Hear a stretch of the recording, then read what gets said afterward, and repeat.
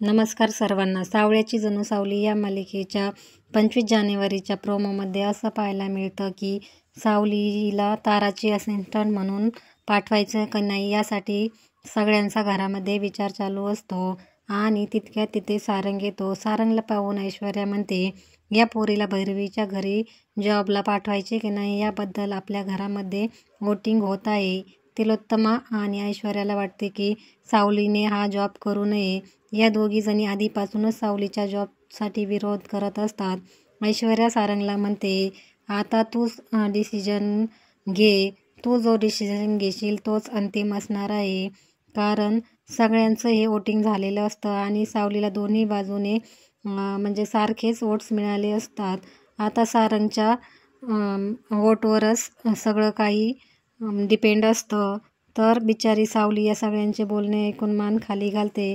कारण सावलीला तिचे वचन पूर्ण करायचे असते आणि तिलोत्तमाला तर विश्वास असतो की सारंग हा तिचाच निर्णय मान्य करेल. कारण तो तिच्या विरोधात कधीच जाणार नाही.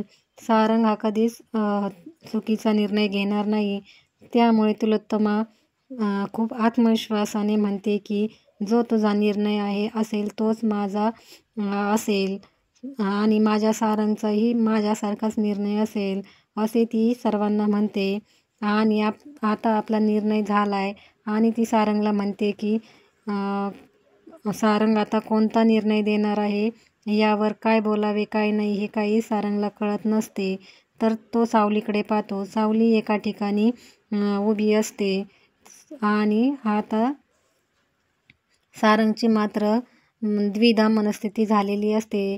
त्याला आता नेमका काय निर्णय द्यावा याविषयी त्याला कळत नसते. त्याला सावलीची देखील